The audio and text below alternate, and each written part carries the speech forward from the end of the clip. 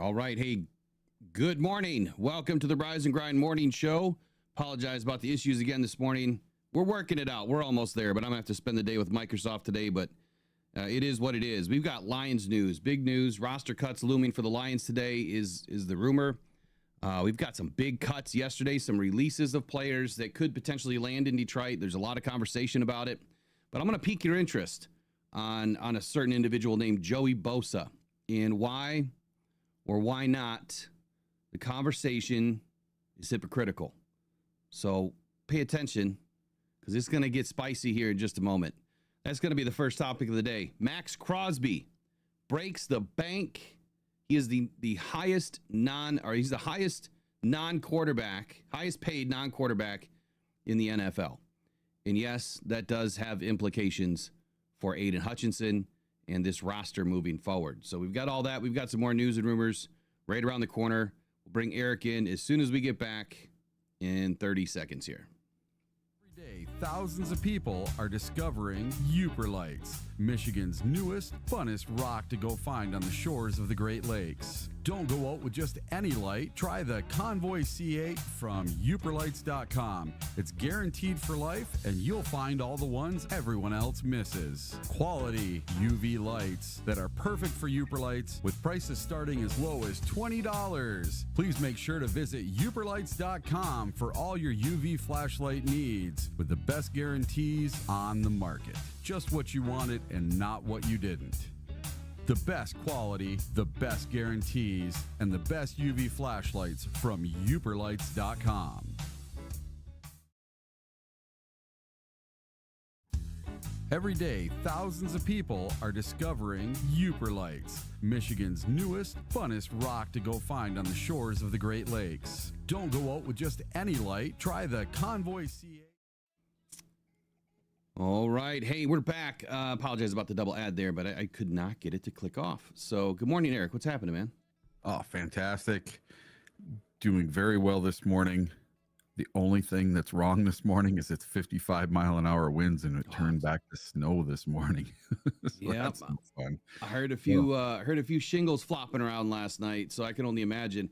We've had nothing but 50 plus 60-mile-an-hour winds for probably 36 hours. Ugh, like it just hasn't stopped. Ours just started last night, but we had like pouring rain all day yesterday. Yeah, it was bad. It was bad. It felt like spring. We even have daffodils coming up already. Oh, really? No, we don't. Yep. You can't even see grass anywhere here yet. We definitely have grass. We have flowers ready to pop up, and it happens every year, and somehow they make it. I don't know how they make it, but they just do. It must be the soil. So exciting news. Like I said, I'm going to be starting writing again for this year. I'm really disappointed that I quit, but it wasn't necessarily all my fault. I just don't know how to manage a full, WordPress coded website. And when the developer just took off and, was never heard from again, I didn't know what to do, so reached out to somebody that's been really successful with their site recently. And I'm going to be doing something very similar. So this morning I was spending a lot of time getting my first post ready to go. The site's going to take on, a lot of changes, but there's going to be merch store. There's going to be links to the podcast. There's going to be daily writings.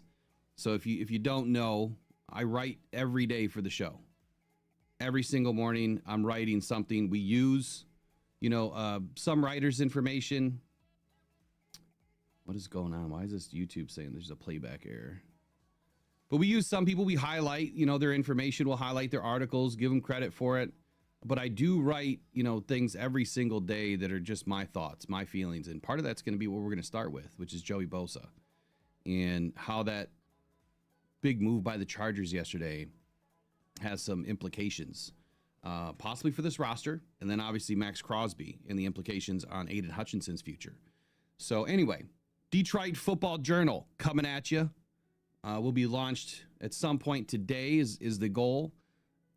Like I said, it's going to take on a few different shapes, so just bear with me. You will be able to become a member and support. Everything this site is generating is for Rockhound Cancer Foundation. 100% of it, whatever we take home, goes back to Rockhound Cancer Foundation. So, Eric, we had a lot of action yesterday. Oh, my God. Ton of action. Like, I sat for an hour doing all the transactions from yesterday, and I went to bed. I woke up this morning, there was 5 more. Yeah. People getting cut, people restructuring contracts, people retiring, people threatening to be cut, people demanding trades. This is the busy season for the NFL right now. This is GM season. Steve K in the chat says, I worked on my tan the other day. Yeah, must be nice, dude. Must be nice. I might have to go fake bake it or something, because I need some extra. I need some rays, man. I need some sun on this skin. My week in Arizona was nice. I bet. Yeah, you came back. You a little pink. You're still a little pink. Mm-hmm. So let's talk about Bosa. And we do have some background music playing. I don't know if you guys can even hear it. It just kind of keeps me in a little bit of a Zen mode. But more importantly, if it bothers you guys, just let us know. But I kind of like having it around. But if it becomes an issue, just let me know and we'll get rid of it. So Joey Bosa, man. Look, this guy's been mentioned, like, I don't know, each of the last 3 seasons to become a Detroit Lion. I mean, there's certain individuals that, pump their chest over edge rushers and certain fans that pump their chest over, doing something on the outside. And I get it. Like, big name. Of course you want him to join your team. But I think that we always understood, at least here, that Brad Holmes was never going to do anything that was going to cost that kind of money and put this team into a position that it would end up having to or put this team in a position where they couldn't re-sign the players that they brought in and the players that they're developing, the players they've invested in, the players that they've drafted. And you saw yesterday, which we'll get to, Max Crosby, we knew he wasn't coming to Detroit ever. It was never a consideration. And yesterday proved it, because he's now the highest paid non-quarterback in the NFL. That was never going to happen in Detroit. And if it was going to happen, Aiden probably would have been traded at the same time. It would have been 2 ships passing in the dark, One would have been going, one would have been coming. You can't keep both. So I want to make sure that I'm really clear when I talk about Bosa right now. I'm going to give you the facts about the player. I'm going to discuss the potential salary implications and his stats. We're going to compare him to a couple of other players that have been targets of discussion and hate among Lions fans. The haterade is real. And my first post on Detroit Football Journal will be about Joey Bosa as well. So history with Joey Bosa here. So Bosa was the 3rd overall pick by the Chargers in 2016. Doesn't seem like it was that long ago, but man, 9 seasons ago now, 2016, it's flown by. So 2016 draft was the last time that he's the last player on the roster from when they were in San Diego. So he's part of the old guard, if you will. Now, the Chargers officially made the decision to release their star pass rusher in Joey Bosa after his 9-year career with the team. Now, Bosa signed a massive 5-year, $135 million contract extension with the Chargers back in 2020, which back then, that reset the edge market for the league. But his availability started to become a concern just a couple of years into the contract. Now, with Bosa playing in just 14 games across the 22 and 2023 seasons, obviously you could see why the Chargers were, wanting to probably move on from Bosa and recoup as much money as they possibly could. So Bosa restructured his contract last year to avoid being what was a clear candidate to be cut in 2024. But the cap charges, they were high. So you really couldn't move off of him last year no matter what. Now, he did them a solid. And, they agreed to a Band-Aid deal, reduced his salary by $7 million last year. And then he played in 14 games. Played in 14 games, but appeared in under 50% of the defensive snaps.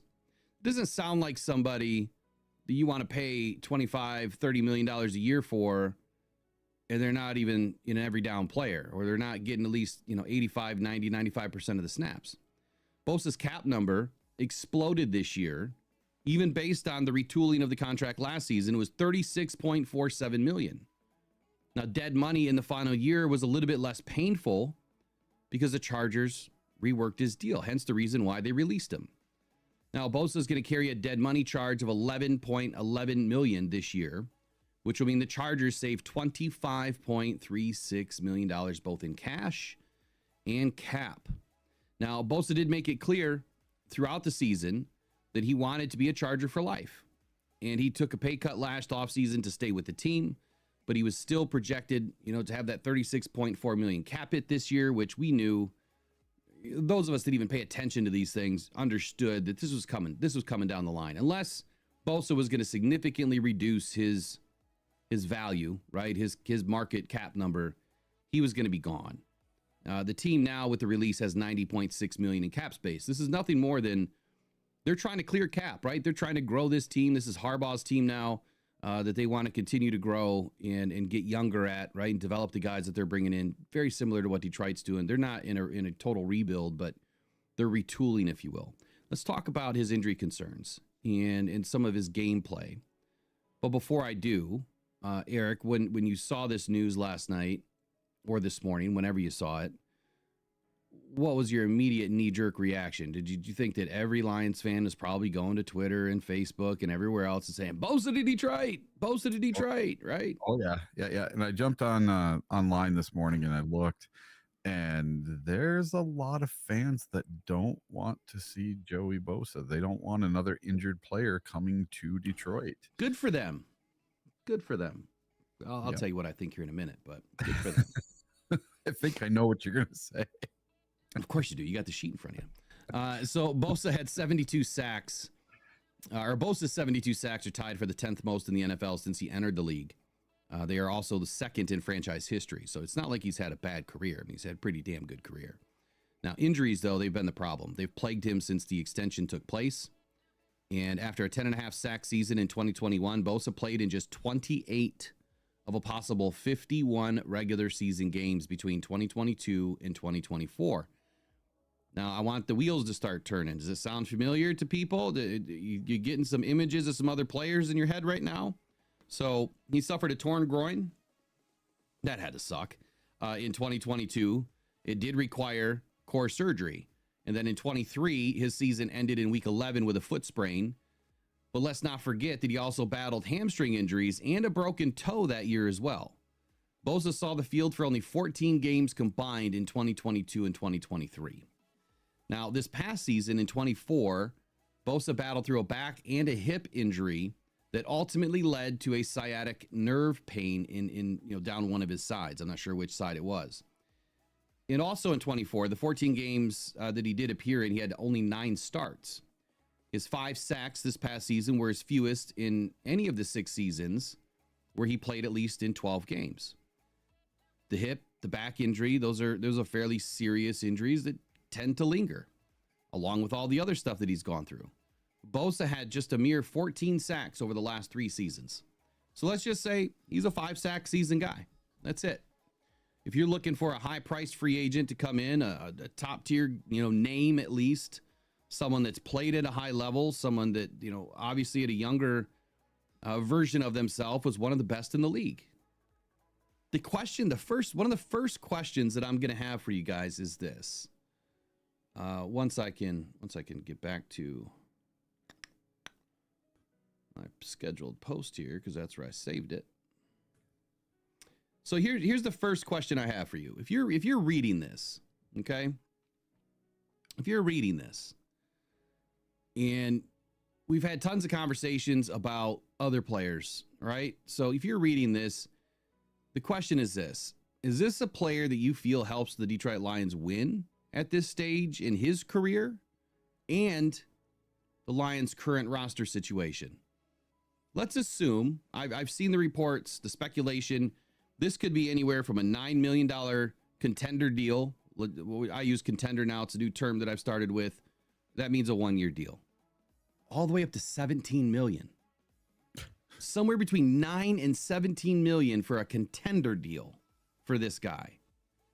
Now, he's still going to get paid, $11 million from the Chargers. So you would think it'd be closer to 9 or even less than that. And I'm hoping less than that, right? If the Lions somehow bring this guy in. It's a lot of money. So that's question 1. Do you think that this is a player? Let me know in the comments and chat below that can help the Lions. Number 2, do you feel like this is a player that Brad Holmes is willing to take a risk on, given the recent rash of injuries, the snap count that's been limited, the limited production, and the potential for the continued injury with higher salary implications on a 1-year contender deal. And then the last thing I'm going to say is if you said yes to the above, and in Bosa's exact stats, injury history, and playing time were that of Marcus Davenport, would you even consider Bosa then? So if you transpose the names, now you're backing out of the deal, aren't you? Because it's Joey Bosa, you're willing to take a shot. You're willing to bring that player in. But he's played less than Marcus Davenport. Don't worry. I won't tell anyone that you're a hypocrite. I'm just saying. Facts suck, don't they, Eric? Yeah. So anyway, I guess to wrap this up here, Bosa did say that he wanted to be a Charger for life. He also did say it'd be cool to play with his brother. And, he's going to navigate free agency now for the first time in his career. Earlier in the offseason, he discussed, the potential of playing with his younger brother, Nick, who's also happens to be a 5-time Pro Bowl edge rusher with the 49ers. I'm not so sure that the 49ers are going to keep Nick. I haven't been paying attention to what's going on over there, but he said this, and then I'll end with this quote. He said, "It'd be cool at some point. I always thought of myself being somebody that will play here and retire here, which I think not many people do on one team. And I think it would be a cool thing to accomplish, but you never know. So we'll see if the door opens. Maybe he's willing to take a cheap deal to head out to San Fran if San Fran's going to be holding on to Nick and see what the future holds. So thoughts on Joey Bosa? He'd have to be super cheap. Yeah. Because we're getting to the point now, and we're going to get into it in our next subject, where the Lions are going to have to start saving some money. We've got our core.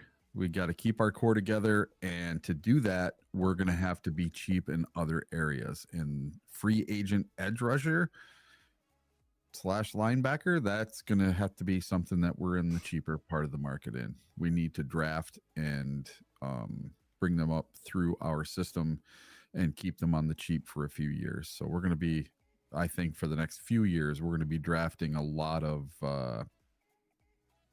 backup players just to, keep the funnel going. We got to keep that roster roulette going. Otherwise, we're going to be in cap hell like the Saints or cap purgatory. Yeah. There's some teams that are, they're suffering, and, there's only so much you can do to kick the can down the road. Like, what is it? The Cowboys, they just renegotiated with Dak Prescott and CeeDee Lamb this week. And all they're doing is kicking that money down the road. They're not saving any money. They're just creating money this year by taking it from next year, the year after, or the year after. They still have to pay that money. Right. And if they ever decide to move on from Dak Prescott or CeeDee Lamb, that is not going to be easy. Well, big shout out to somebody in the chat that I just noticed in here. Where'd it go? Where'd it go? I haven't seen this name in here before either. Black_Lion. You looks like you are a service member. That's what he said. Yeah. Thank you for your service, buddy. Appreciate you and all of the veterans, of course. Each and every day, man. Each and every day. So what do we have for a consensus here? Should we start a poll? I got apparently sign into the chat again. I guess. Like, what is going on here? So I'll get some polls going. But anyway, I'm out on Bosa. I mean, I think, again, to your point, Eric, it's got to be super cheap. But then again, it's not so much about being super cheap, because even $5 million is a lot of money. Yeah. That's a ton of money. I mean, that could potentially be the difference of not getting a Jamie Sherwood and getting a Jamie Sherwood. That could be the difference of being able to bring back a Carlton Davis or not. And I'd rather have a proven player that's younger on this roster and think of the future, not just one player for this year that, I don't look. Brad said it best in the post I think it was the post combine, or maybe it was the pre combine presser, where he said, you're never one player away. And why would you just want one? Why not 2 or 3 or 4? You know, look at what happened last year. We were onto our 7th and 8th edge rushers. That's just impossible for any team to navigate. You give us a healthy defense for week 18 through the playoffs. Whoo. Yeah. Just with the players we had. We didn't need anybody else. Just the players that were on IR and weren't feeling so hot. You make those guys 100% healthy. I'm telling you, it's a different outcome. And, you know, recently all these fans are clamoring for Brad to F them picks. And they're like, look at Howie Roseman. He can afford to pay all these dudes. Look at there's no such thing as a salary cap. Well, I'm sorry to say there is such a thing as a salary cap. And it's coming back to bite teams. Like now look at the Philadelphia Eagles right now. They've released Slay, they've released Bradbury, they have umpteen free agents that they're not going to be able to re-sign them all. They're all going to want more money. Zach Bond just signed a 3-year, $51 million deal with the Eagles. So they made their decision there. They want him. You know, Josh Sweat might not be back. Milton might not be back. What's the other guy's name? Other defensive guy. But their defense might be gutted this season. And you can't keep them all, and you can't keep them forever, and you can't keep kicking the can down the road forever. And Full State Farms had a neat thing in here earlier in the chat, and I can't find it now. It's so far up. He said that he doesn't want Brad to make the Lions into the Steelers. He doesn't just want to win in the playoffs every year. He wants to win a damn Super Bowl. He wants to go all in now. Well, your version of all in and Brad's version of all in have to be two different things, because Brad has to think about the future. That's a great point, though. I like that statement. We don't want to turn into the Steelers, but I think we've got about another 10 years before we can even be considered, you know, a perennial playoff team like the Steelers, or a plus 500 team.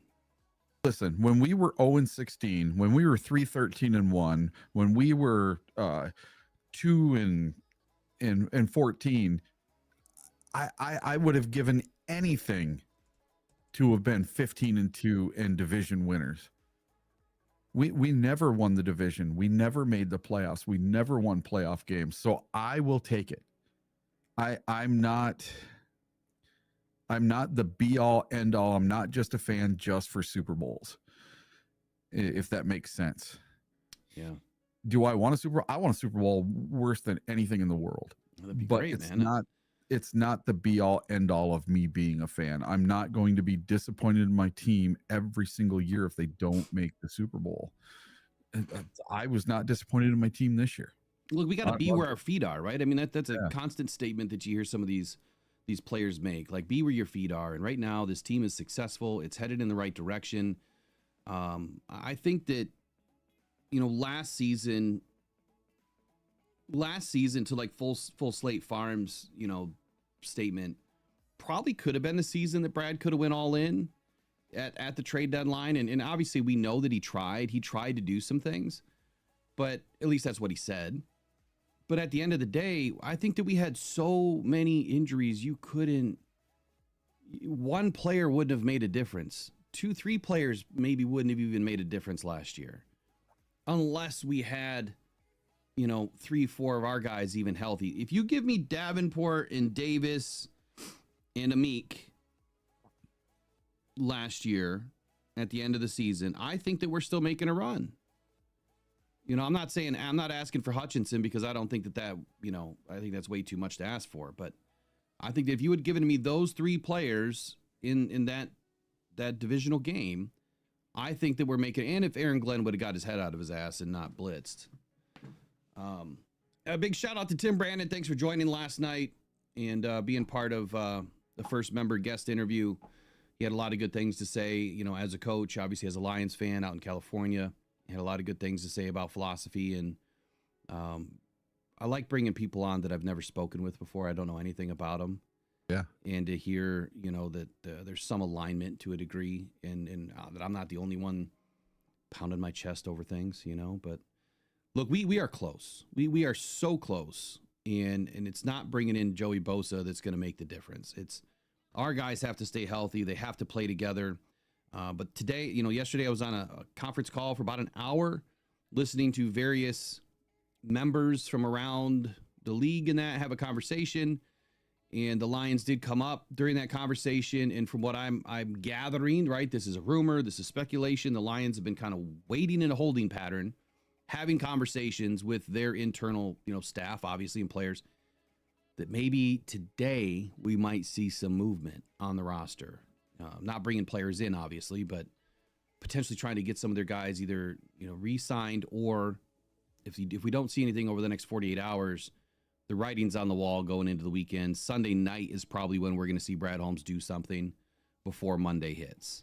I think that last season, if I remember correctly, I think it was late Sunday night, things started to fly. Yeah. To get ahead of it on Monday. But hey, ears to the ground today. There could be some movement. There might be some players that they're going to make some room for. So let's talk about Max Crosby, man. That was a huge deal. You want to talk about some movement? Holy moly. Yesterday was crazy. So let's see. So Max breaks the bank. What this means for Aiden Hutchinson. So the Raiders star Max Crosby signed his extension to become the highest paid non-QB in NFL history. So that is ever. He is the highest paid player other than a quarterback ever in NFL history. Let that sink in. Crosby will be getting an extension worth 3 years and $106.5 million, including $91.5 million guaranteed. Crazy. That will make him the highest paid player that doesn't play quarterback in league history. Crosby's reported $35.5 million average annual value surpasses the non-quarterback record set by Justin Jefferson, who has a $35 million average over his 4-year deal with the Vikings. That $35.5 million average for Crosby also resets the market for edge rushers, as the previous high was $34 million average for the 49ers' Nick Bosa per over the cap.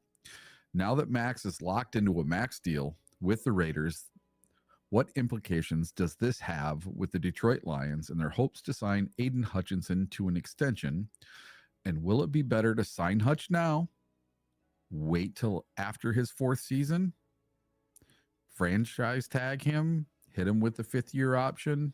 What should we do, you guys? What do you guys think? Hold on, buddy. So let me know in the chat, everybody. What do you guys think we should do with Hutch? So we sign him right now? Should we hit him with the 5th-year option and wait? Wait until after his 5th year and franchise tag him? What's going to be the cheapest option for the Detroit Lions and the one that treats the player the right way? Because we've brought our own players up so far. Amon-Ra, Penei Sewell, all these guys. Lee McNeil, we've drafted them. We've coached them up. We've gotten them to be the players who they are today, and we've rewarded them for rewarding us. Are we going to do the same for Hutch, or are we going to change the way we do things? So I like Detroit Lions bad guy statement. He says, "I'm so happy Max Crosby signed that deal now. Detroit Lions fans can shut up about him coming or being a Lion. Thank you, Jesus." Yeah, I'm with you. I'm with you, man, because from day one, I've always stood firm on this ground that Brad is not going to bring in a high-priced free agent. It's not that I don't want these players. I would love to play Madden, but I think that there's a difference between reality and having factual information and then entertainment. There's a big difference. We do reality. We try to come from a place of truth, honesty, transparency, and facts and data and analysis.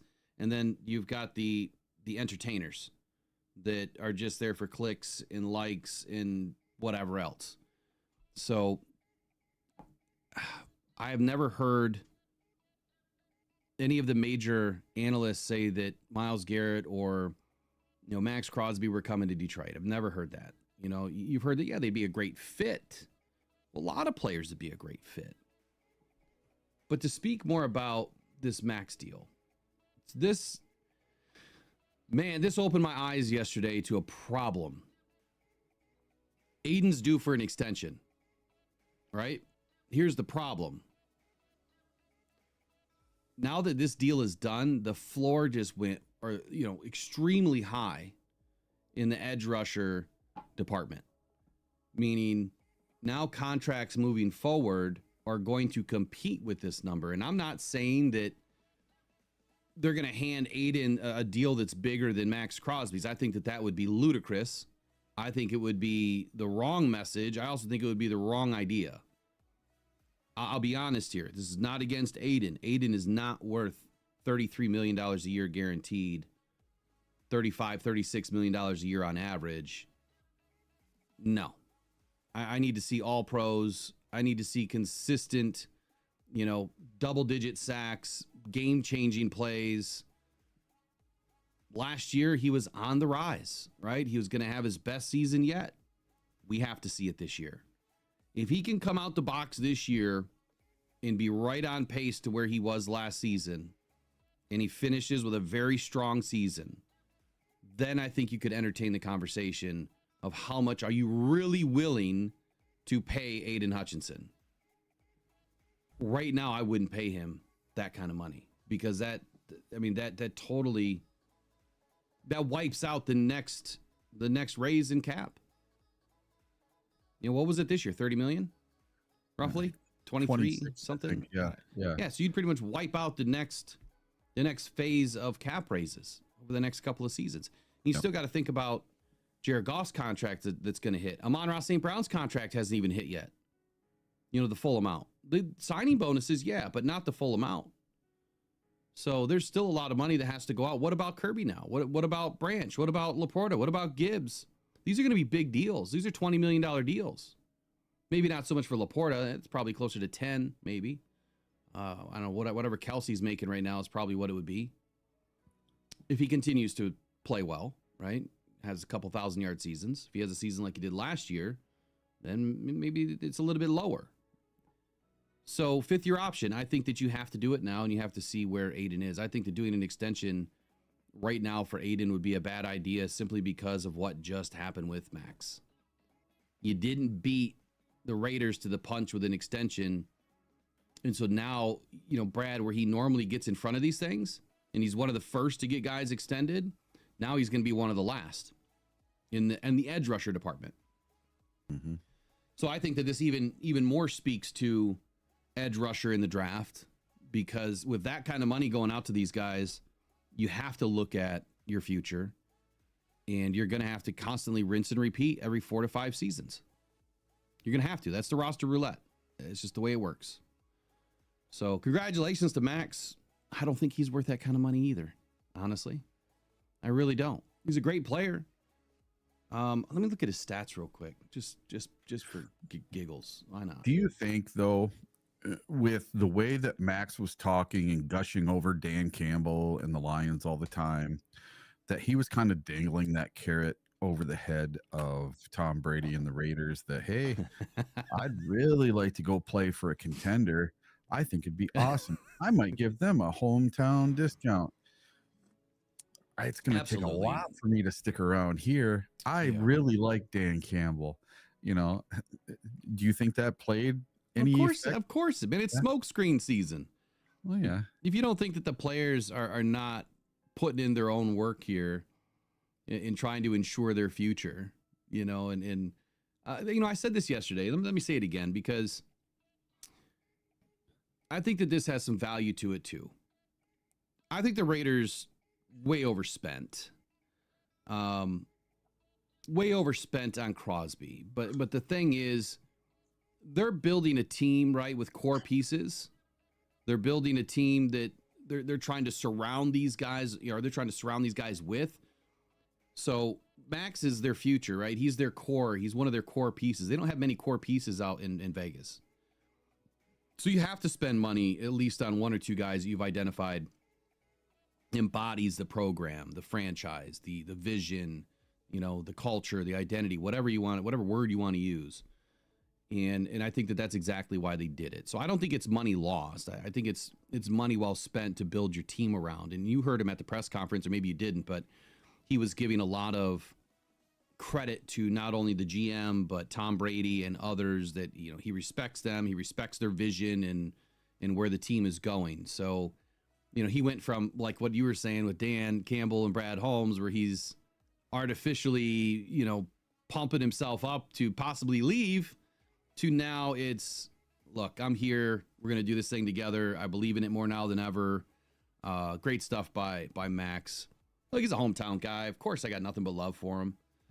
Coming from Michigan, he's a hell of a football player. So last year, 7.5 sacks. I mean, he missed like the last 6 games of the year, I think, to a foot injury or something like that. But 14.5 and 12.5 sacks the 2 previous seasons. He's never had less than 7 sacks a season. On average, 1, 2, 3, 4, 5, 6 seasons, he's averaging about 10 sacks a season, which is not terrible, right? I mean, that's good. That's double-digit sacks every year on average. I mean, Andy's missed, a few games, so you do the math, and it all works out. Okay, what do we got next here? You got the negotiation stuff? I thought I had Cam Scatabo in here. Yeah, he's in there too. So. Yeah, let's go to Cam Scatabo, and then we'll get into all the players that were signed, released, and negotiated. Okay. But I want to talk about Cam Scatabo because there was some interesting words that were used yesterday by Kyle Brandt.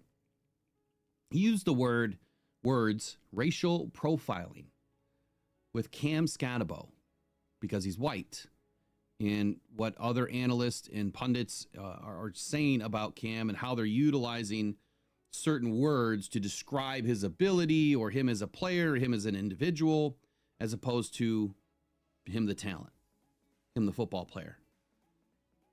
I agree with Kyle that it's not needed. And I've heard this same type of language used before with Cooper DeJean. And the matter of fact, that was on the Ryan Clark podcast where I think they had an Iowa guy. I can't remember the guy that was on there. Might have been an offensive lineman. And the same kind of things were being said about Cooper DeJean because he was white and he was playing in what they consider to be an all-black position at corner or safety. And I'm not going to go deep off into the whole race thing. I think it doesn't belong anywhere. I think that that kind of stuff is just nonsense. But I think Kyle's trying to dial this in a little bit to say, look, let's identify the player for their true talent. It doesn't matter where they come from. It doesn't matter what color skin they have. Let's identify them as the talent that they are. So I want to bring that in. Let's listen to it.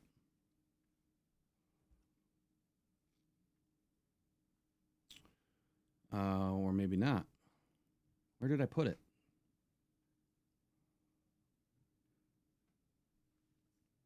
I think it's here. I think we'll be good here. Let's get this guy set up. All right, Kyle Brandt yesterday, or maybe it wasn't yesterday, but Good Morning Football talking about Cam Scatabo. What happened? They're Supreme Court justices. They never leave. They're always there. They're someone. What the world just happened? Did I accidentally put my cursor over it? That's big words. I'm glad that he did this. Let me get out of this scene here. I'm glad that he stood on business, right? I mean, it's about time that people just get recognized for their ability. Yeah, it has nothing to do with anything else. And I love Cam Scatabo too. I think that this guy's a really intriguing prospect. I'm not so sure that he's going to fall outside of the second round or maybe outside of the third round. He's that good. I mean, he's so good. I do believe that the Lions are possibly looking at bringing in another running back. I'm just not so sure that it's going to be a smaller guy like him. But then again, if Craig Reynolds is on the block to be chopped, you could see a guy like that fit. Remember, Brad wants BPA. That's a BPA guy if you're in the third round and you've already settled up, a few picks on the defensive line. So what did you think? Yeah, I hate social media and the way we are today. I really do sometimes. I'm with you. Everybody's way of thinking is totally warped now. I don't understand. I'm gonna be 50 here in a couple weeks, and I must be old school now. I'm turning into the old man that just doesn't understand how young people think anymore. Yeah. No, I agree. I think that, you know, I try to do a lot of positive work and try to spread the positivity as much as I can. I don't like negativity. And that's why, you know, like the Cancer Foundation, it's about others first. You know, it's about doing something for somebody else. I don't think about myself. I think about other people. If we could just do that a little bit more, this world will obviously get a lot better, a lot quicker. I think what Kyle Brandt said was spot on. You know, slamming these NFL comps, slamming the descriptions of deceptively fast or sneaky athletic. No, he's fast. No, he's athletic. It's not deceptive. It's not sneaky. But those types of, you know, adjectives or whatever you want to say they are, have been used to describe other football players in Cam's position. Let's just identify the player for who they are. A football player. I think it's that simple. Yeah. Hey, before we move on to our next subject, I'd like to circle back to Joey Bosa for just a second. Sure. So I happened to look at my Facebook, and I had posted a thing this morning about Joey Bosa. So I want to let you know what some of the people on Facebook are saying this morning on my Facebook about Joey Bosa. So up first, we have Sean, who says, absolutely, everyone will say no due to injuries. I wouldn't overpay, but if the value is there, he is too talented to pass on. And then Steve says, yes. Michael says, I mean, sure, might play 6 to 8 games. Ed says, incentive-based contract only. Ben says, maybe if we had Howie Roseman. For the record, that's not a diss on Holmes. I wonder what he's talking about. Daniel says, I mean, he is injury prone, so he is high on Holmes' free agent board. Yeah, you got that right. Michael, rather have his brother Nick. Richard, no, we need healthy guys. Harold Landry would do. And then Josh says, cheaper than Garrett. Steve says, yeah, on the injured reserve list. Doug says, no, he's hurt just thinking about it. And Shelton says, not a locker room fit. So that's the one I wanted to get to. Is Joey Bosa a problem in the locker room? I've never heard that. Yeah, me neither. Who said that? A guy named Shelton. Huh. He also says no thanks later on. So I just thought it'd be neat to see what some of my followers were saying versus the people in the chat, because there's no filter on social media. So they like to give it to you straight, whether they think we should get a player or not. And they're very unfiltered behind a keyboard. So I just thought it'd be a neat exercise to look and see what the old social media box is saying today about Joey Bosa. And they kind of agree with us for the most part that I think Joey's washed up. Jack 2125 says Lions can sign Bosa and Davenport to 6-month contracts. I just had to throw it out there. I mean, if you really think that Joey Bosa deserves to be a Detroit Lion, then you have to be in the same boat as, you know, or you'd have to put Marcus Davenport in the same conversation. They're not the same player. Like, Davenport doesn't compare to Bosa when it comes to the elite play that Bosa's obviously endured throughout his career, right? The type of athlete that he is. It's simply just about what has happened over the last 3 seasons. The lack of production, the lack of being available, which is the most important. And to me, you can't have one without the other. You can't say that Bosa's okay and Davenport's not. Now, could Bosa do more than Davenport? Absolutely. Would I rather have Bosa over Davenport if I had a choice? If those were my only choices, it's Bosa. If it's the same money, the same deal, it's Bosa. But then again, I wouldn't take either of them right now. I mean, Davenport, I would love to have him come back just as a depth piece because Bosa wasn't available at that point. You get Bosa for under $5 million a deal. Again, I'm still balking at it to a degree, depending on what we do over the next week.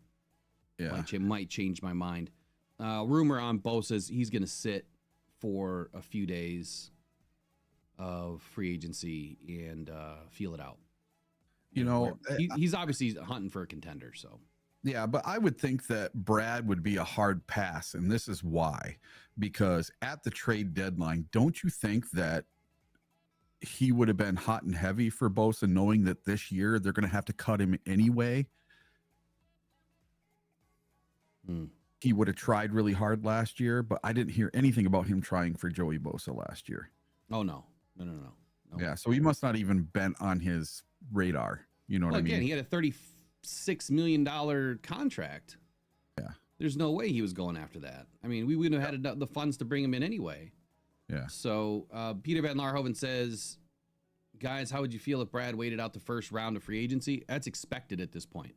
So unless it's bringing back our own guys, signing our own guys, on day one, Wednesday, from what I understand, yeah, it'll be the second day that Brad's probably going to get busy, but not the first day. The first round is usually the first 48 hours. The first 24 are the hottest and the heaviest. And then the next day, things will start to open up again. And by day 3, it's like calm waters on Friday, headed into the weekend. Not a whole lot happens. And then wave 2 of the next week, beginning on Monday, that's when a lot of your second tier, third tier guys, and the guys that are waiting, the guys that are at the end of their career looking for the contender deal, that's when they start to find teams too, because teams got to set their roster and then figure out how much money they have to waste on bringing in some of these older vets to help their team. So with so much going on, you want to talk about who was signed, released, and renegotiated? All right. Let's do it. So yesterday, a lot happened, and there's stuff happening already today. So my list may be incomplete, but I took a look at all the players who signed contracts yesterday. So the New York Giants, man, they went all out yesterday.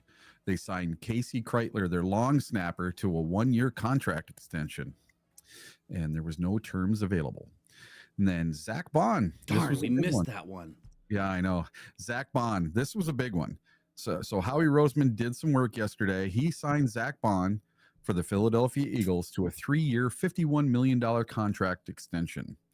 And then Max Crosby, that was the biggest one of the day yesterday. He signed a 3-year, $106 million contract extension with the Las Vegas Raiders. Alex Kappa, the guard from the Bengals, he also signed a 2-year deal worth $11.2 million with the Las Vegas Raiders. So the Raiders were busy yesterday. And then Dare Ogunbowale, a running back, signed a 1-year contract extension with the Houston Texans. Joe Thuney was traded to Chicago from Kansas City for a 2026 4th-round pick. And then these are the players who renegotiated contracts yesterday. So these guys all saved their teams some money.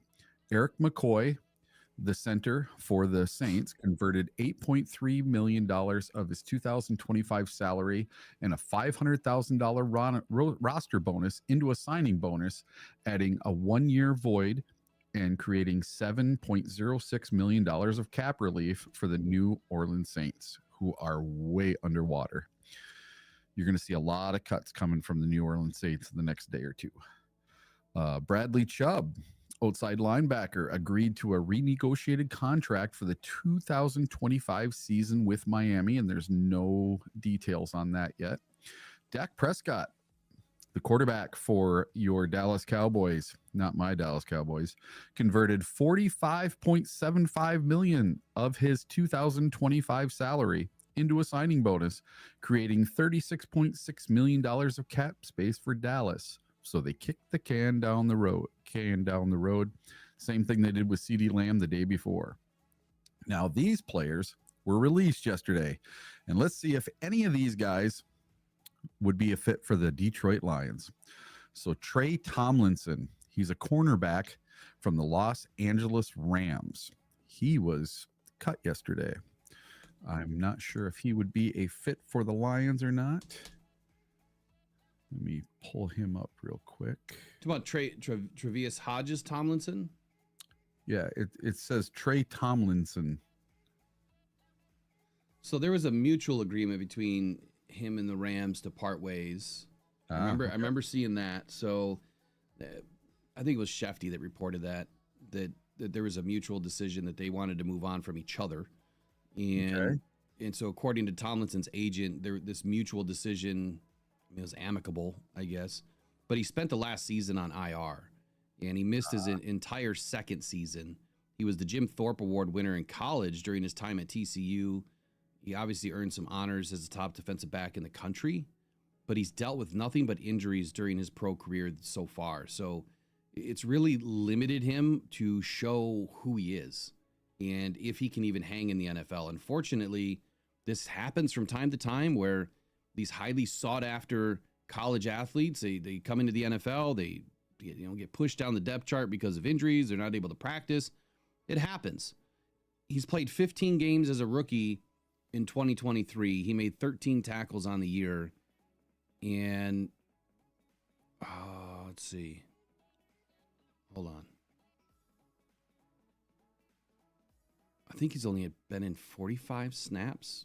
Yeah, that's what it said. 45 snaps out of 15 games. Yeah. So here's what I will say. I don't know enough about the player yet, but this does reek of Brad Holmes. Yeah. And it reeks because this is a former, very high quality athlete coming out of college. He was rated as a potential starter, but he was also a 6th round pick, I believe. 6th round pick. 6th round. But he's like an Amik Robertson style. He's 5'9" or 5'8", 178 pounds, soaking wet. And I think that's probably why he's dealing with some injuries. He's a bit small, blazing fast, though. I mean, he's a fast kid. Huge broad jump, 11 feet, which is insanity for a 5'8" kid to jump more than twice his size. Wow. A 39-inch vertical. I mean, the guy has jumps for days. So I love his agility. At 5'8", I'm a little bit worried. 178, that's actually pretty good for a 5'8" body. But could that be someone that Brad Holmes has history with that's coming super cheap, absolute minimum deal, to be more of a backup role player for Amik? I would think that this is more of a special. You could probably turn him into a special teams ace. Yeah. But then again, I want to say that this defense and the way that Brad Holmes is structuring this team, this is a guess, is going to transition now to, we have 3 phases: offense, defense, special teams. Now, before we had guys that just played special teams. Last year, I think we started to see a little bit more evolution to where can't just be special teams. If you can't just play defense and not special teams. You can't just play special teams and not offense or defense. They want at least 2-way players, probably for the bottom third of the roster at a minimum, to be able to play their position and special teams. So for somebody like this, if you're bringing him in just to be a special teams ace, I don't know that he makes the roster. Bring him in for camp. Make him a camp body, see if he still has anything left. He's obviously been battling, some injuries and it sucks.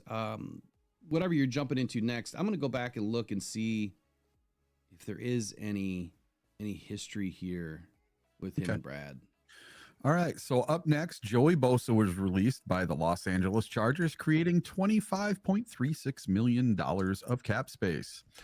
And then the Jacksonville Jaguars, they released the wide receiver that they just signed a couple years ago to a record-breaking contract. Christian Kirk was released, creating $10.5 million of cap space. So remember, Will and I always talk about trying to build your team and not buying your team, kind of like the Bears do all the time. This was another example of that. This was a player that was brought in as a hired gun. He never worked out. Next up, Tyler Lockett from the Seattle Seahawks. I never thought I'd see the day. He was cut yesterday, creating $7 million of cap space for the Seattle Seahawks. And last but not least, these players retired officially yesterday. So Zach Martin, guard for the Dallas Cowboys, officially retired from professional football. Sam Hubbard, defensive end for the Cincinnati Bengals, officially retired from professional football. And Brian Allen officially retired from football yesterday. Who was the last one? Brian Allen, the center for the Cleveland Browns. Yeah. So real quick, do us a favor, smash the like button real quick. Just back out, smash it. Let's get up to 75 likes. Let's get the ads off for the rest of the show. I know you guys hate ads. I hate ads too. So if you don't have YouTube Premium, unfortunately, the ads have been hot and heavy lately with YouTube. And we like to get them off, but we need your help. We just need your help to get this stream out to more Lions fans just like you. And subscribe while you're here. We're trying to give away mini helmets. We're only, 15, 20 subscribers away from another mini helmet going out. So if you want to get your chance at a mini helmet, just be a subscriber of the channel. And every 100 subscribers we gain, we give away a mini helmet. So, and they're signed by Panay Sewell and or Chris Spielman. I got to get rid of them so I can get the new helmets in this year or whatever I'm going to do. I'm not sure what I'm going to do. I don't know if I'm going to do mini helmets again or I'm going to do something different. Yeah. So I just got one more piece of news. A new name was just added to my restructure list. So the Browns have restructured the current contract of quarterback Deshaun Watson. Cleveland opens up $36 million in cap space for this year by kicking the can down the road. What in the world did they do? They restructured with Deshaun Watson. And I just got a thing about it from Bleacher Report. Interesting. I don't think he plays another snap in the NFL, honestly. No, I think he's done myself. They're just obviously doing what they need to do to make it make sense. Yeah. So to look at all these players, I wish they were separated by who got cut and who got renegotiated here. So I do have them that way. I see signed, traded. The released one's down towards the bottom. Oh, I see. It's just not highlighted. There we go. I had it highlighted and now it's not. Yeah. Okay, so Trey Tomlinson, I went back and looked. I'm out. I don't think Brad Holmes has any history with him. I didn't see any history as far as meetings. Okay. Last was it 23 during combine or any of the top 30s. Nothing. I don't see any history. Doesn't mean that he doesn't have eyes everywhere. It doesn't mean that he won't bring players in that he hasn't met. It's just I feel like the likelihood is less likely when you don't have a history. Joey Bosa, like I already mentioned, I'm not interested. Not right now. Christian Kirk, that one's intriguing. Tyler Lockett's also intriguing. The Lions do need another wide receiver, and now that you have two wide receivers, on the free agent list. Yeah. And then you got Devontae Adams as well. Yeah, no, I'm running away from him. Yeah, so am I. I mean, he wants to be the diva alpha. He's not a great guy. Nope, he's a me guy. Yep. He's a, what are they called? Despicable. What are they called? Despicable Me. Bling bling. What's that movie called? Yeah, Despicable Me. That's what he is. It's all me. Christian Kirk. Jeez, oh Pete's. All right, Christian Kirk. When I look at him, I don't know how much outside work he's done. Yeah. He's 5'11", 200 pounds, big body. I mean, he's a decent football player. He's had a couple of good seasons. I mean, in 2022, he put up 1,100. 21, he put up 982 with the Cardinals. Put up 787 with the Jags in 23, and then had a down year last year. I'm not even sure how many games he played. Let's take a look. Last year, because I don't even remember him when we played the Jaguars. I don't even remember him playing. Yeah, it looks like he was in 8 games, had 7 starts, 47 targets, 27 catches. So he still has life left. Like he's 1, 2, 3, 4, 5, 6, 7. This will be his 8th year in the NFL. And quick numbers on Christian Kirk.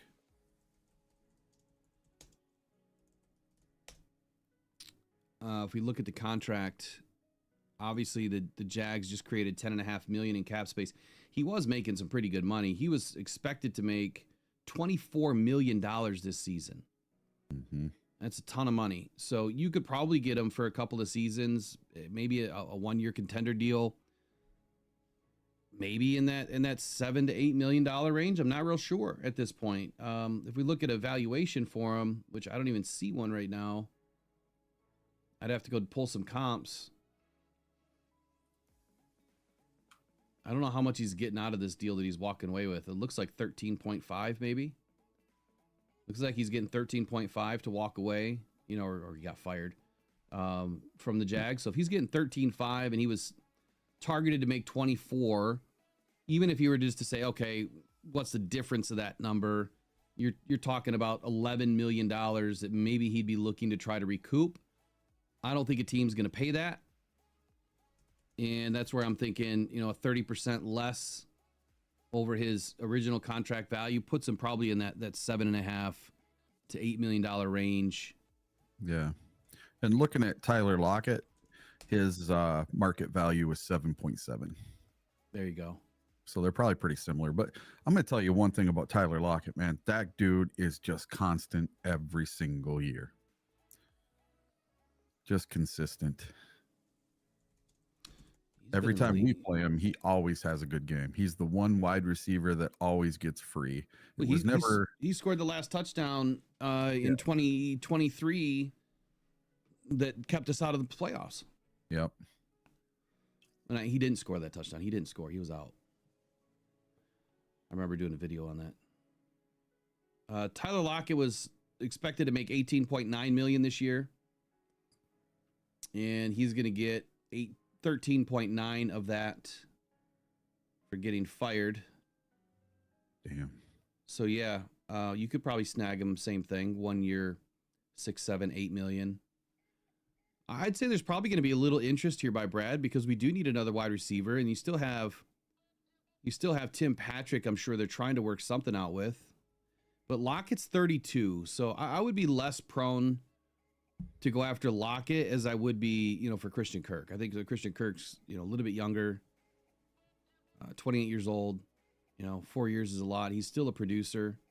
He's only had 2 injuries in his whole career. Who's that? Lockett. He had COVID-19 and a leg for 1 game each. He's played a ton of snaps. Yeah, he. That's what I'm saying. He's Mr. Consistent.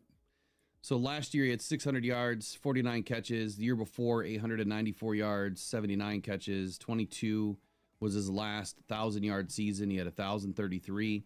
And then for the 3 seasons before that, he was over 1,000 yards. So he's been tapering down. Maybe that is more of the condition of the Seahawks. And Geno. You know, could be Geno. Could not be. I don't know. But DK Metcalf is also out, right? Did we hear that yesterday? He wants to trade? Well, he wants a trade, and I got some news about that. So let's go to that next. So DK wants to be traded. He's asked the Seahawks to be released, and I happened to look down at my phone just a few minutes ago, and the headline from Bleacher Report reads, Seahawks are mad about the DK request. The Seattle Seahawks are upset that Metcalf trade news leaked while celebrating Tyler Lockett's release. They were celebrating his release? That's what it says.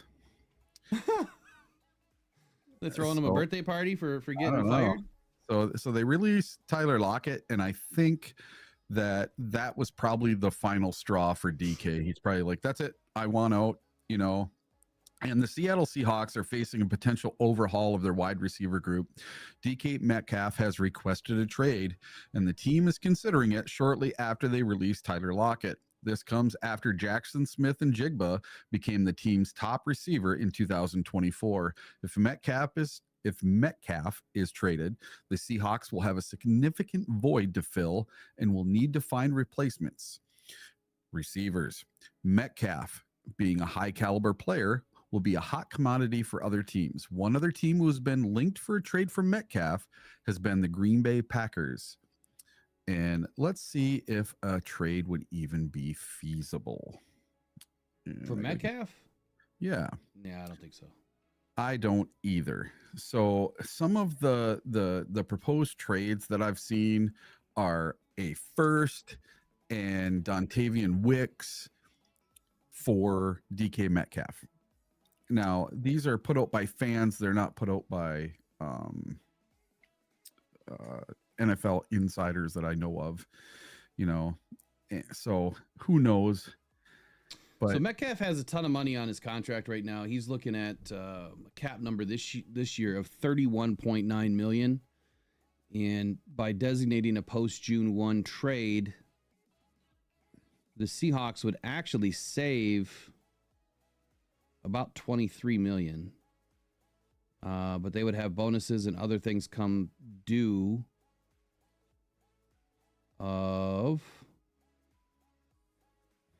let's see, 246 of about 21 million.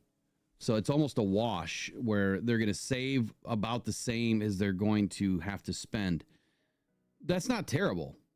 And for a team that's taken over Metcalf, I assume you can take that 31.8 million, call it 31.9, and next year's 7.1, and then he has 2 void years. Actually, next year's a void year too, so he's actually only under contract this season. No guaranteed salary in his deal this year. This is obviously a potential out year, so I'm wondering if this wasn't a trade request. You know what? I think what we're seeing now is NFL teams are they're giving these guys an opportunity to say, look, we're not going to cut you, but you're going to have to go out and say that you want a trade request. You know what I mean? And then we'll cut you if nothing happens. Yeah. Kind of save a little bit of face for the player. Yeah. You know what I'm saying? I think that's what it's more likely to be. Is they're just allowing these guys to, it's just like, hey, I would like for you just to retire, please, but I don't want to have to fire you. I would like you to retire, and then we'll find someone, on the back end. Look, you could rework this deal, but I would not be in the boat of having to pay him $40 million to come in for one season. Because that's what it would be. I mean, you'd end up owing the guy like $40 million, at least based on this cap number. Maybe not. Yep. Maybe I have the numbers wrong. But either way, it's more than 20. Which is a lot of money. The Lions can't fit that. Not many teams can fit that. There's been talk of, who was the other wide receiver that came free the other? Devontae Adams. There's been talk of Devontae Adams headed to the Chiefs, and I wouldn't even be surprised if DK Metcalf is in that conversation. Oh, man, imagine him on the Chiefs. Yeah, I think that one of those two guys has a higher likelihood of ending up a Chief, and then you might even see one of these guys end up in Washington. So not looking good, obviously, for the NFC at some point having to deal with these guys again. But this is why you have to take the approach of building the roster the right way. We need to add another really good corner in this free agency period and or in the draft, or both. I don't see it any other way. I really don't. I went ahead and turned ads off for you guys. Appreciate you guys joining us this morning. The Rise and Grind Morning Show. Every day, let's get to 75 likes. We turn ads off. Every day, we want to get 50 new subscribers. So send it to a friend. Let us know. Or let them know where they can find their Lions and NFL news each and every day. See what we have next here.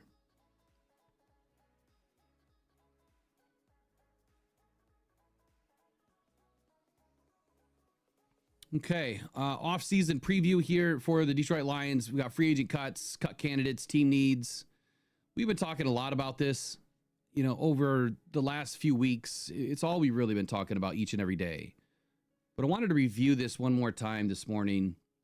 Now that we're getting really close to free agency, we've seen a little bit of action around the league, and what does it mean for the Lions? Like, where are we sitting? The rumor is the Lions have been kind of in this holding pattern, trying to work things out with a few guys yet on the roster before, obviously, next week Monday hits. Lions are potentially going to be making some moves today. Again, it's just speculated rumor. But let's take a look at our free agents. So, obviously, Al-Quadin Muhammad, Allen Robinson, Anthony Pittman, Ben Nyman, Carlton Davis, Connor Galvin, Craig Reynolds, Dan Skipper, Derek Barnes, Emmanuel Mosley, Ifeatu Melifonwu, John Kaminsky, Jonah Williams, Coyote Iwasaka, Kevin Zeitler, I think I already said that, Khalil Dorsey, Kendall Vildor, Kyle Pecco, Levi Onwuzurike, Marcus Davenport, Michael Badgley, Michael Neese, Mitchell Agood or Goody, Morris Norris, Miles Adams, Netnani Moody, Pat O'Connor, Shane Zielstra, Teddy Bridgewater, Tim Patrick, Trevor Nowaski, and Zeke Turner. Now, the cut candidates, I started going through this the other day. I felt that, there's some players that the Lions obviously can't be without. I think that there's some players that they're going to want to bring back at least for a camp body and see if, some of the new players they bring in or some of the UDFAs that they bring in are going to be able to push these guys for a roster spot or at least a practice squad spot. But when we look at potential players that the Lions might cut, Zadarius Smith keeps coming up. Graham Glasgow, Jalen Reeves-Maybin is already gone. But Zadarius Smith and Graham Glasgow have a higher likelihood of being transitioned off of this season simply because that would be about an $11 million cap savings between the two players. I don't think that there's another defensive end available right now that you could pay $5.7 million that would be better than Zadarius Smith. Just saying. I think that you'd have to, and I think that's why, the Lions are waiting to do some things. They're seeing who's available right now. And Joey Bosa, okay, we talked about him earlier. Is he willing to play for a contender for $6, $7, $8 million a season? Do you feel like he would be a better option than Zadarius Smith is at both stages in their respective careers? I would say no, especially after witnessing what Zadarius Smith did last season. Give him an opportunity to play next to Aiden Hutchinson, and I think that the sky's the limit for these guys. I don't think that you're going to have that same energy coming from, Joey Bosa as you would with Zadarius Smith, just stepping right into the same system. He already knows the guys. He already knows the locker room. He knows what these coaches are all about. Yeah, there's a small transition between, Calvin Shepard and Aaron Glenn, but I don't think it's going to be a big difference. I don't think that Z's going anywhere. And if he is, I can't imagine that it's going to be a cut. I would think that the Lions would probably try to pull off a trade utilizing Brad Holmes' words, against him, right? These guys aren't available. Why wouldn't the Chargers want Zadarius Smith? They just got rid of Bosa. I think it makes a lot of sense. So, especially when you see where the contracts are going with Max Crosby for this position, $5.7 million savings is a drop in the bucket right now. Spending $10-12 million on a defensive end is light work. You just can't find good help at that position for less. You just can't. So I think that's the floor for the Lions. They're going to have to keep him. Graham Glasgow's I think there's more opportunity here for him to stick around because the right guard position is open. I think putting Graham back to right guard is the right move. Again, I think it's easier to get worse at that position, just like at quarterback. I think Graham goes back to his natural position, right guard. He plays just fine next to Penei Sewell this season. I don't think $5.3 million is enough of a savings. So I guess to wrap up the cut candidates portion, I think both those guys stay, at least for right now. I don't see anyone else on the market right now that is worth moving off of those two guys. Eric, are you back with us? Yeah, sorry about that. That was my ticket rep from the Detroit Lions, so I had to take that. No, you're good. What are your thoughts on Zadarius Smith or Graham Glasgow? Zadarius, I want to see him back. Glasgow, I think, could be a cap casualty. He could be a guy that ends up, just because of his performance and how much he's asking, just depends if Zeitler could come back or we could find someone else in free agency in that vein. But I want to keep either Zeitler or Glasgow. One of the two needs to stick around. And maybe punching Glasgow back over to right guard, putting Mahogany at left. That might be your answer right there, and say, see you to Kevin Zeitler. Yeah, I think that's the answer, especially if Kevin's not able or willing to come back for a similar deal to last season. Mm-hmm. Maybe a couple $1 million bump. Maybe it's his last year, but what is he, 35 or 36 this year? Yeah, something like that. It's not easy to play at that age. He's not a spring chicken. No, but he did make, he did have his best statistical season of all time last year. So Well, I think a large reason is because he's sandwiched between Ragnow and Panay. yes, correct. I mean, when you look at what Glasgow did, he had his best season of his career when he was between Ragnow and Panay. I don't think there's any secret here why our right guard should be able to do well. And matter of fact, we have Mahogany that can play the left side, and he played admirably last year. And matter of fact, in the chat, U of M Dad says, I think that, Glasgow struggled due to Decker's issues last year. Decker is the guy that I think is the potential cap casualty here. I know he hasn't been talked about a whole lot, and the Lions just redid his contract, but he's been giving up like 7-8 sacks a year. That's not that can't happen. You can't have your premier left tackle, your blindside protector of Jared Goff, giving up most sacks on the team. Mm-hmm. That's a problem for me. So either you're going to get heavy on that side of the line, you're going to bring another tight end in, you're going to send a guy in motion to pick up some blocks and some chips, or you need to do something about Taylor Decker. Just saying. Yeah, to me, that all hinges on what the Detroit Lions think Manu is going to be this season or next season. Because he's got all the physical attributes in the world. Are you ready to let him start playing? That's why I think we're going to see a big dose of him in the preseason. Oh, I'm sure we will. I think that we're going to get a good dose of him here just in rookie OTAs that I'm sure he'll be involved in. So if we look at Taylor Decker's contract here, and again, I'm not saying that I want to move off of him, but for me, it's eventually it's going to have to happen. Yeah, I'm less likely to keep a player because of nostalgia, right? I'm less likely to keep a player because I like the dude. You have to put that separator between you and the player, which is this is the business side. Love you, but this is the business side. Unfortunately, they have to do what's right for the team. All right, so let's say the Lions did a post-June 1 trade. Wow. Wait a second here. If they do a post-June 1 trade, the Lions will save $13.6 million in 2025. Wow.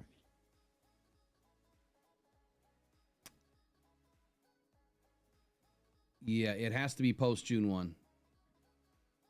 Same to be said if they released him. So they could trade or release him. Okay, well, so what is he worth? What's he worth? Now, he signed a 3-year, $60 million deal, which is one of the lower left tackle deals on the market. He's probably a top 10 tackle, left tackle. Let me make sure I define the two.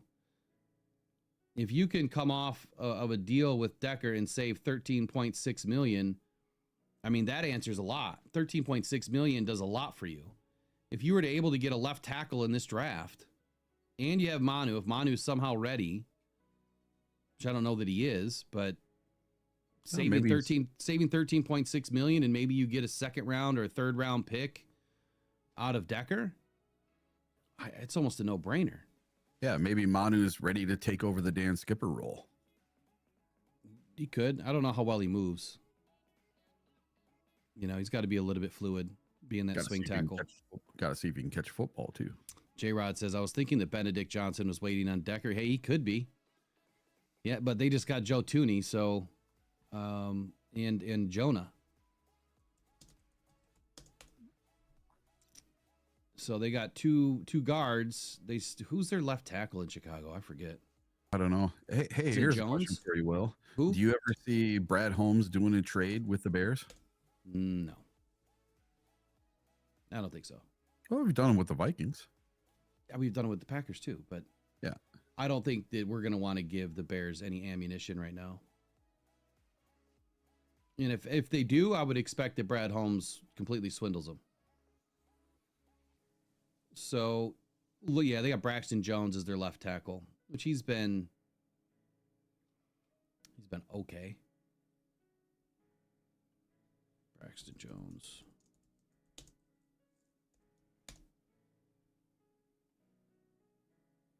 Yeah, so last year Braxton he's better than Decker. He only allowed 5 sacks. He had 7 penalties. He played in just under 720 snaps. He had a run block grade of 70, pass block grade of 80, overall 77.4. And when you look at Taylor Decker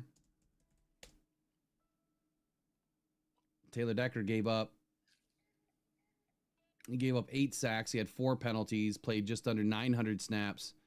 His run blocking grade was good at 72, pass blocking 76, overall 77. So he's not elite. He's not terrible, but he's not elite. And in the 8 sacks, that's what bothers me. It's way too many, especially for a left tackle. I could understand it if it was coming from the guard play, but it's not. It's coming off the blind side. And I don't like that for Jared Goff. I hate to see the guy get hurt. All right. What else do we have? All right. So here's another player that might interest the Detroit Lions. Would Jonathan Allen be a fit in Detroit if he is cut by the Commanders? The Washington Commanders are currently trying to find a trade partner for defensive tackle Jonathan Allen. If they cannot find a trade partner by next week, they will cut him. The two-time Pro Bowler has a cap hit of $22.3 million in 2025, and the Commanders will save $16.3 million in cap space in a trade or release before June 1st. Allen has a base salary of $15.5 million with none of it guaranteed. John Keim of ESPN reported that the Seahawks inquired about Allen before the 2023 deadline, but that was before Seattle changed head coaches.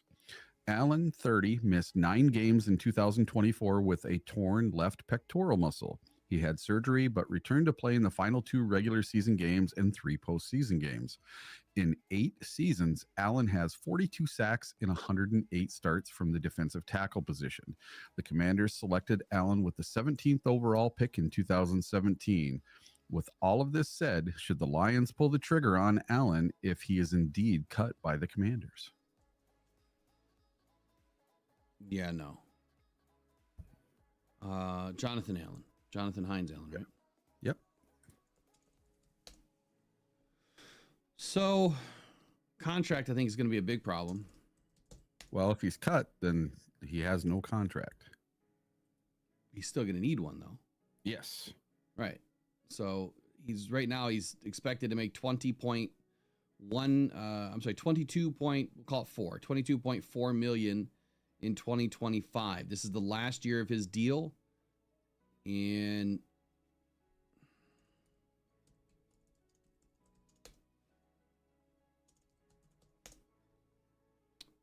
get into a different version here. He has no guaranteed money on his deal. So he didn't have any guaranteed money last year either, which is weird, but he has no, it's obviously you can see why they're trying to get off the guy right now. There's no guarantee. So by trading him, if you do a post June 1 trade, the Commanders obviously are going to save 16.5, and they'll have $6 million in dead money from his prorated signing bonus. That's it. So if you could pick him up for 16 million or 12 million or 14 million or whatever, he's 30 years old. He's probably still got some good play in him. He's only 286 pounds. That can't be. It's pretty light. Mm-hmm. It's more of the pass rush style of a defensive tackle. Now in 2024, he had 3 sacks, 23 had 5.5. His best season came in 21 when he had 9 sacks. And I want to say that's when he signed his contract extension. If memory serves me correct here. Yeah, it was 2021. So right after his best season is when he signed that contract extension. Few good seasons. I mean, he's only been in the league since 2017, so he could have a couple years left in him. Mm-hmm. I'm not out on the guy, I guess. Now that I think about it, it would have to be an attractive contract, obviously, to fit within the confines of what the Lions are trying to do, which is stay young, develop, re-sign, and extend their own. But paying $13 million for this guy for a season as a contender deal, I don't think there's anything wrong with that. Especially given the fact that Aleem McNeil is going to be out for a little bit. So Washington said that they're going to cut him if they can't find a trade partner. Yeah. Why wouldn't you just wait? Yep. Nobody's going to, if you say that, no one's going to trade for him because they know that if they just wait a few days, you're going to cut him anyway. Yeah. I mean, you might as well just wait. Yeah. Let me shoot myself in the foot. There you go.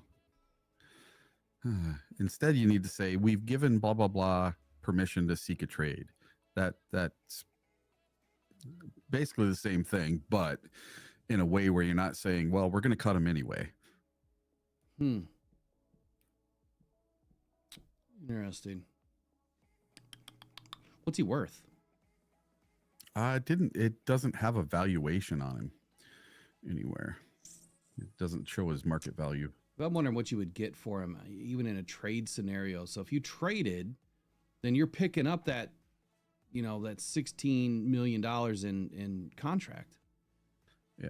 Just depends on what the Washington Commanders are willing to eat. I don't know where they're at for salary cap or anything. I can tell you right now. 58 million. Yeah. So they might be willing to eat a little bit of it to move them off the books.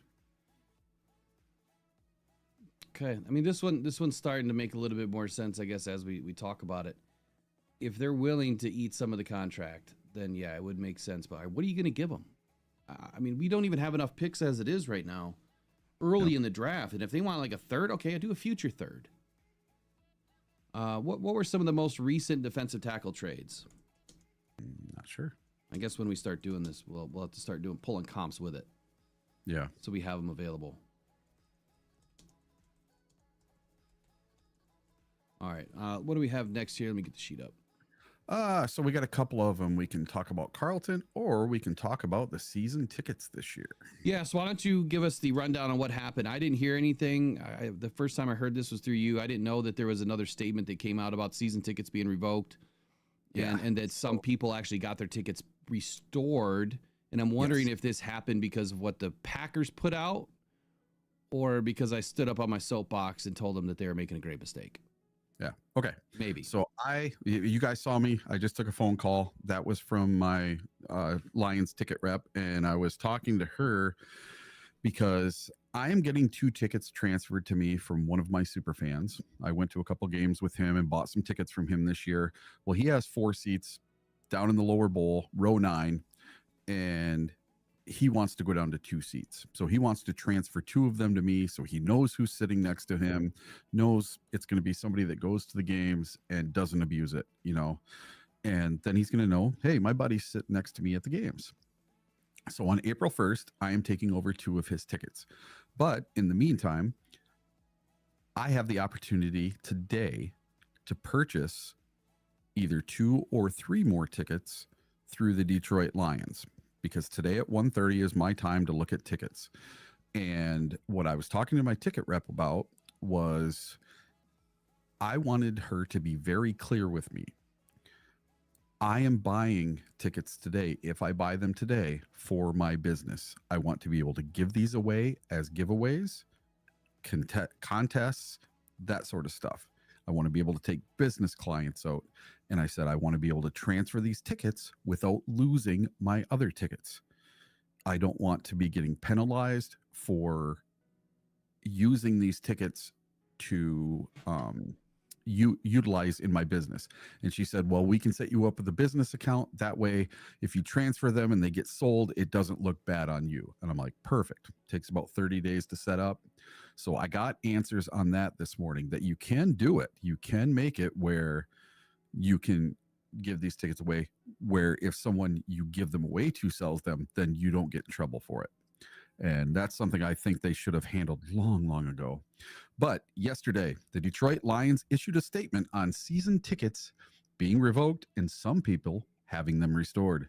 Recently, a select few Detroit Lions season ticket holders were told their season tickets had been revoked for the 2025 season for selling too many tickets or strange transfer activity. That's what I was just talking about.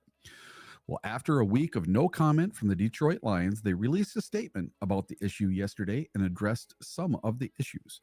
Per their policy, season tickets are intended for personal use, and the Lions reserve the right to revoke them for the purchase of tickets for the primary purpose of resale on the secondary market or excessive electronic ticket transfers inconsistent with personal use.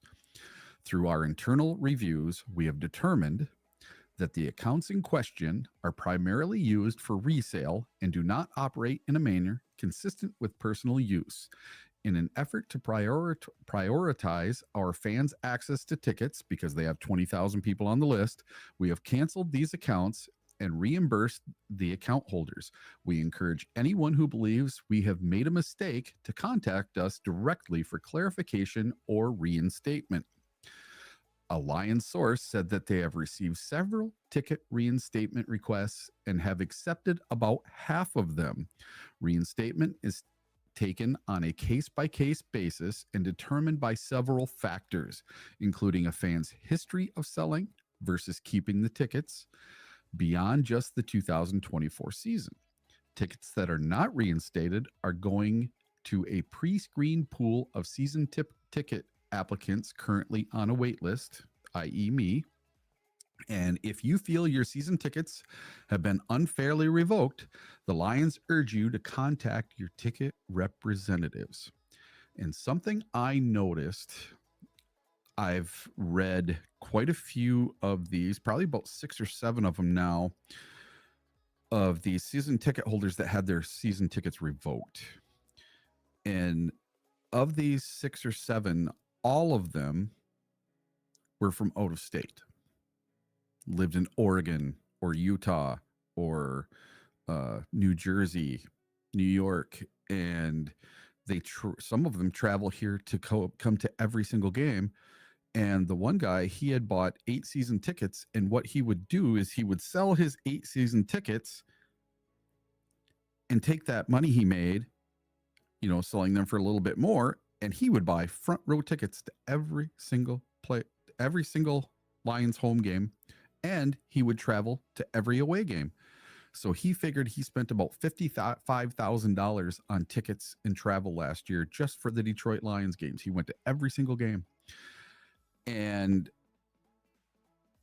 using his tickets to buy tickets, that's kind of a slippery slope. But this guy was also featured in the film that they show at Ford Field, the intro.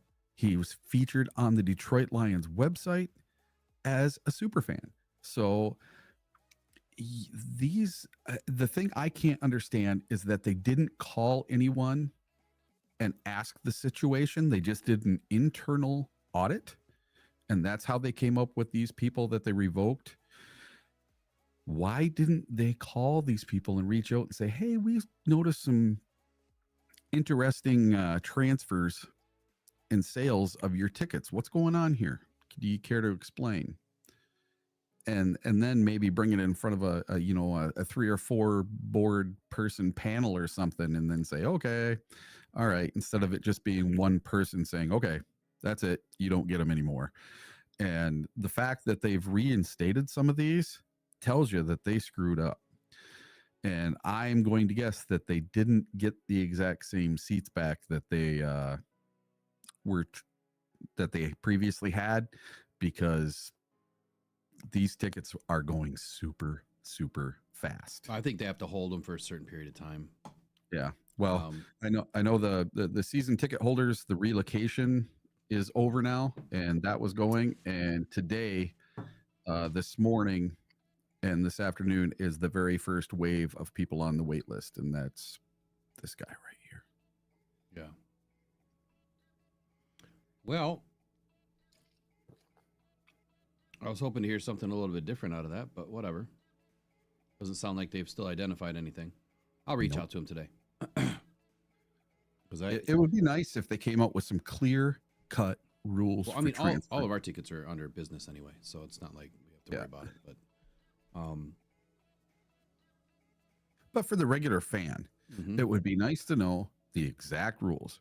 So there you go. If you're going to get season tickets, go spend $50, get yourself an LLC, and register it as a business. Yep. It's that simple. That should help protect you a little bit more than. But still, we don't want, obviously we don't want people just selling tickets just to put other teams, fans in our seats, right? We don't want that. But Yeah, they want to get rid of the ticket brokers, the people that buy 10 season tickets and they sell all of them to every game, every season, because that's what was happening for a long time. Well, That's what's happening in Green Bay. That's why it's so easy to go to Green Bay and get a ticket to go to the Lions Green Bay game. I'm telling you, when we were there was a large contingent of Lions fans. oh yeah, there was a ton. But you know the thing for me is the Lions sucked for 4 decades or longer, so they didn't care. Nope. You know, they didn't care what was going on. I mean, they still had the rules, but it was like, whatever. You know, we can't force you to want to come to all the games. I mean, they made their money. I think that there should be a season ticket network where season ticket holders, loyal members, can trade and sell their tickets to other season ticket members with no fees. The Lions have already made their fees. And no penalties. Right? No penalties, no fees going from season ticket holder to season ticket holder. I think that is the easiest way to do it, because it's not like it's just non-season ticket holders that want tickets. There's other season ticket holders that want tickets, you know, for friends and family or whatever.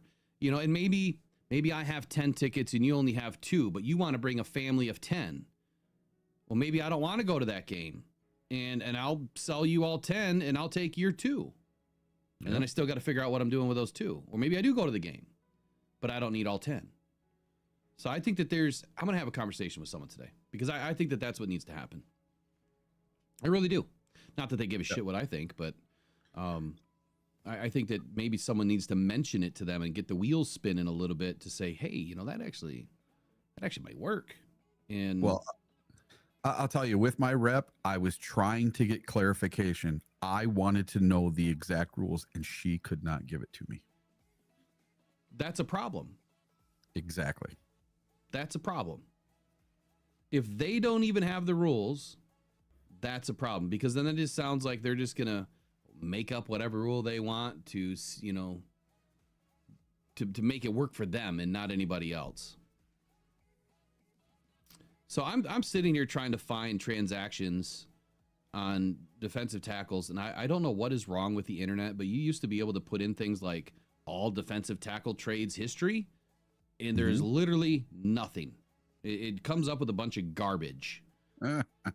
You know, and I don't have time to go weed through all of these NFL transactions. I just want to know a custom time frame and the position and all that good stuff. But I'll figure it out at some point, because I'm going to pull some comps. Yeah. Okay, so that was it for today. Hey, it was an interesting show. Again, Detroit Football Journal is going to be launching today. I had it scheduled to launch at 10:30, but I've got to go in and revise a couple of things to make sure this is ready to go. Again, it's going to be an evolution of the site, meaning it's going to take a minute.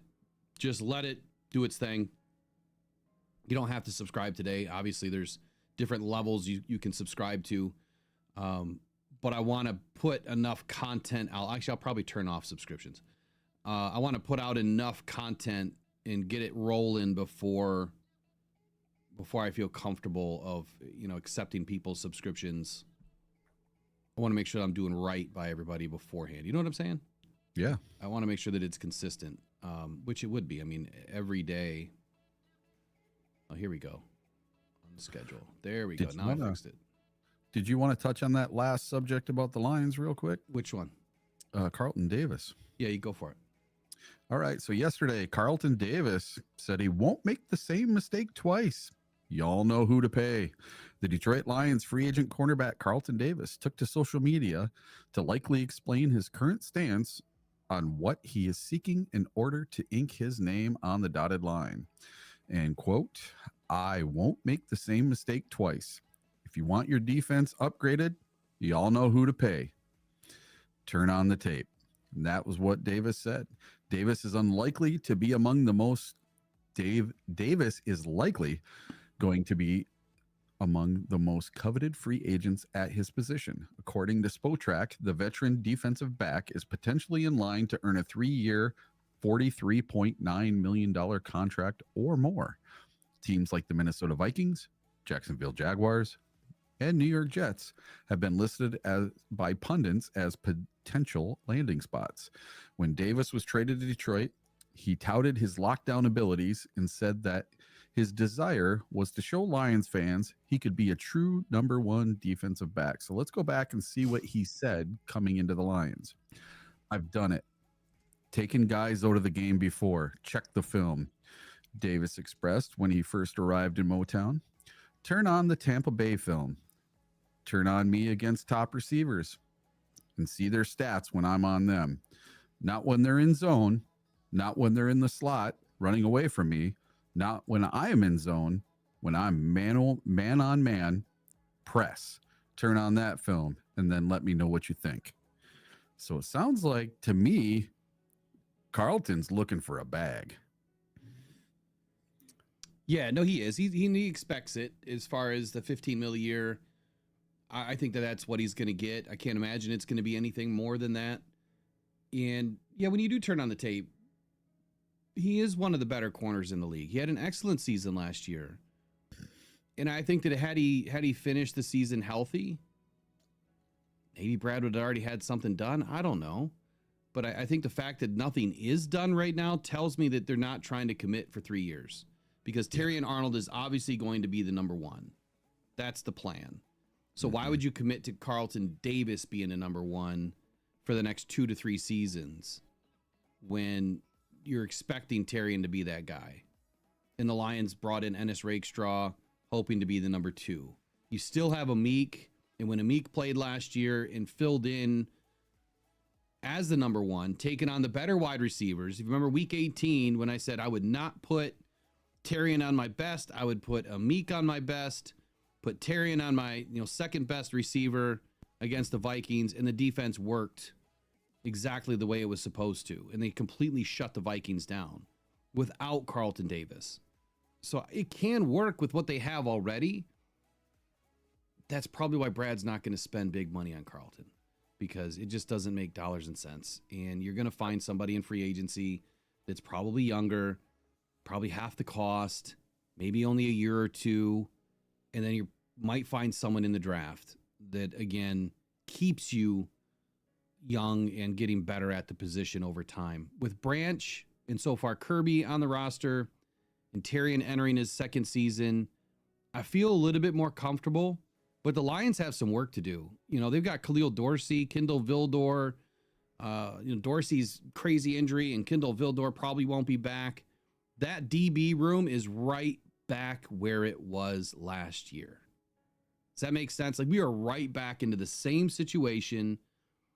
And that's why I'm thinking here that, are we just going to go after corners again this year in the draft early? Because here, let me just tell you, this is what we have on the roster. 1, 2, we have 4. Amik, Terrion, Ennis, and Stanley Thomas Oliver. We have 4 guys on the roster, and you need at least 6 guys on the final 53, and you need probably 11 or 12 going into camp. Lions have to get busy quickly. I'm wondering what other teams have. Let's look. Who do we want to look at? Vikings. Let's see what they've got. Oh, that's the Packers. All right, we'll start with the Packers. One of their corners I know is a free agent. Yeah, so the Packers right now, I clicked on the Packers. Jair Alexander obviously still on the roster, but they have Keeson Nixon, Carrington Valentine, Isaiah Dunn, Caleb Hayes, Kamal Hayden. I loved Kamal coming out of the draft last year. And Kalen King. So they have 1, 2, 3, 4, 5, 6. They have 7 currently. That to me is a team that is ready for the draft. That's ready for whatever. Their cornerback room doesn't have a bunch of elite guys yet, especially if Jair Alexander leaves. But they're prepared. Where the Lions, we're extremely thin. Vikings.